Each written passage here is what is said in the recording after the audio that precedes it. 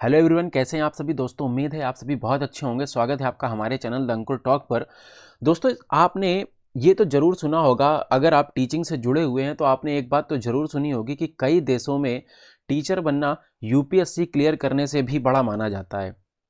तो मैं आपको बता दूं कि भारत में भी लगभग इसी तर्ज पर कुछ ना कुछ आपको बदलाव देखने को मिल रहे हैं और धीरे धीरे कई बदलाव आपको देखने को आगे भी मिलेंगे। नई शिक्षा नीति 2020 में आई, उसके तहत भी कई बदलाव किए गए हैं और उसी का एक बदलाव ये है कि जो 2 साल का बीएड है वो बंद कर दिया गया है। तो ये किसके लिए हुआ है, क्या हुआ है, इस वीडियो में मैं आपको बताने वाला हूँ। इसके साथ साथ हम ये भी बताएंगे कि जो नॉर्मल बीएड है उसका क्या सीन है।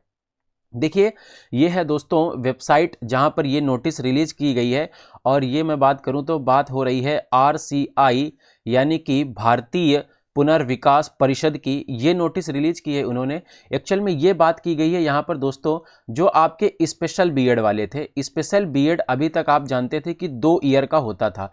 अब इस 2 साल के बीएड को बंद कर दिया गया है और 4 साल का अब जो है आपका बीएड का प्रोग्राम ये कर दिया गया है। जो आपका 2024-25 वाला सेशन है, इस सेशन से अगर आप स्पेशल एजुकेशन में बीएड करना चाहते हैं तो आपको 4 साल देने होंगे।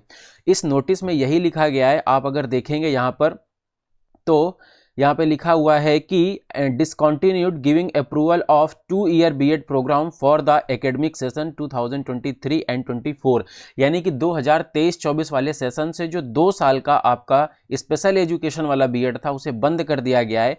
और अगर आप देखेंगे तो this council has decided not to grant new approval any institute for running 2 year BEd special education program for the academic session 2024 and 25। यानी कि अगर 2024 और 25 से अगर आप सोचते हैं कि हम 2 साल का बीएड कर लें या कोई अप्रूवल मांगता है तो नहीं दिया जाएगा।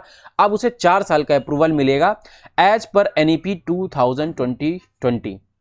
2020 में भी एनईपी जो 2020 में आई थी उसी की तर्ज पर यह बदलाव किया गया है। दोस्तों, आप इस नोटिस को रोक करके भी पूरा पढ़ सकते हैं। तो अगर आपने पहले किया हुआ है तो उस पर कोई बदलाव नहीं आने वाला है, लेकिन जो नए कैंडिडेट आ रहे हैं, जो नए बच्चे बीएड करने के लिए स्पेशल एजुकेशन पे तैयार हैं, उन्हें 4 साल देने पड़ेंगे।